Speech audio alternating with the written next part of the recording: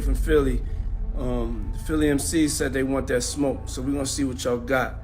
Meek Mill, you know. The narrative surrounding Meek Mill and his relationship with Diddy is a complex tale of ambition, vulnerability, and exploitation, set against the backdrop of the music industry's darker undercurrents. It begins with a message from Philadelphia, where local voices call out for a challenge, asserting their pride and resilience. Meek Mill, a figure emblematic of the city's gritty spirit, finds himself at the center of a storm that transcends music and delves into the murky waters of power dynamics, betrayal, and survival. This story isn't just about one rapper's journey. It's about the cost of fame, the weight of street credibility, and the consequences of navigating a world where opportunity often comes with hidden strings. Meek Mill's rise from the streets of Philadelphia to a prominent figure in hip-hop is a testament to his talent and determination. Growing up in an environment marked by hardship, he carried the weight of his city's expectations, embodying the hope of transcending adversity. Yet, as he reflects on his journey, there's a palpable sense of frustration. The label of felon has haunted him, a stigma that society uses to justify pulling people back into the system they fought to escape. Meek's story resonates with many who have faced similar battles, trying to rise above their past while constantly being reminded of it. But what would his life look like if he were just Robert Remick Williams, a man unknown to the world, without the spotlight or the powerful figures who amplified his case? This question lingers as we explore how his trajectory was shaped by those who saw his potential not just as an artist, but as a pawn in a larger game. The connection between Meek Mill and Diddy began at a critical juncture in Meek's life. Fresh out of prison in 2018, he was at a crossroads. His career was uncertain, legal troubles were piling up, and the pressure to reclaim his place in the industry was immense. This was the moment when Diddy, a titan of the music world, entered the picture. To the outside world, Diddy's interest in Meek appeared as mentorship, a powerful figure extending a hand to a struggling artist. But the reality was far more calculated. Diddy had a history of identifying talent at their most vulnerable, offering them a lifeline in the form of industry connections, only to shift the terms of that relationship into something controlling and exploitative. Meek, desperate for a comeback, was an ideal target.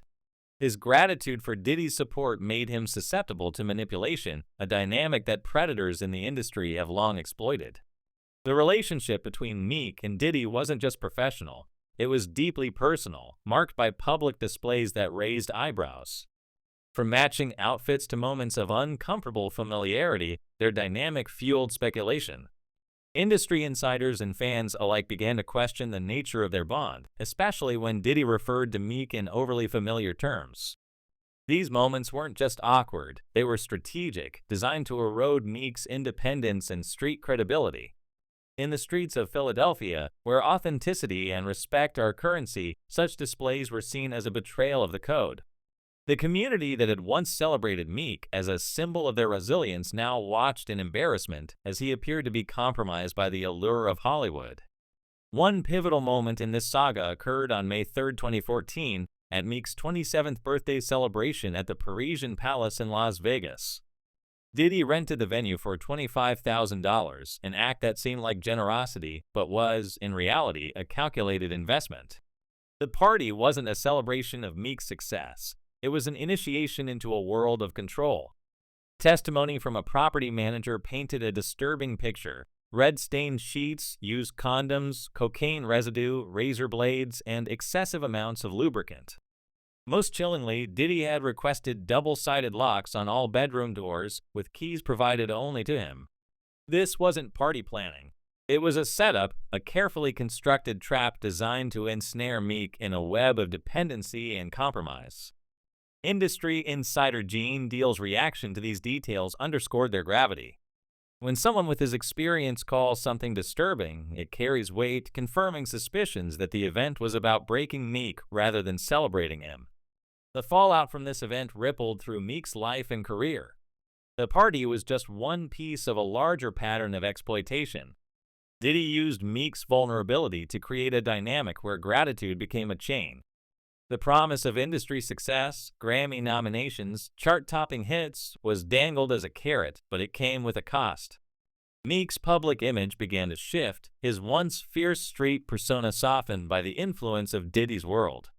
The matching outfits, the recorded moments of intimacy, and the public displays of submission were all part of a deliberate effort to strip away his autonomy.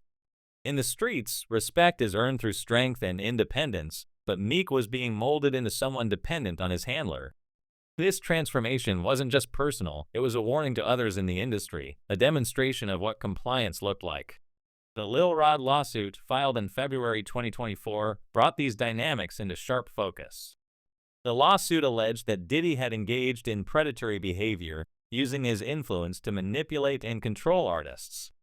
Meek's name surfaced in the documents, identified by clues pointing to a Philadelphia rapper who had dated Nicki Minaj. The allegations were explosive, suggesting that Meek had been involved in compromising situations with Diddy. His response was telling, not a confident denial, but a frantic, defensive outburst.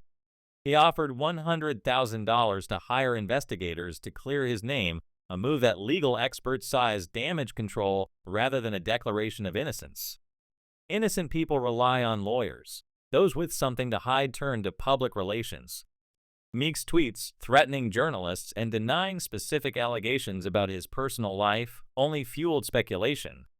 His lack of a clear, direct denial left room for doubt, and the industry's silence began to crack. The lawsuit also revealed a darker aspect of Diddy's methods. According to Lil Rod, Diddy recorded everything, every room, every interaction, bugged and taped for leverage.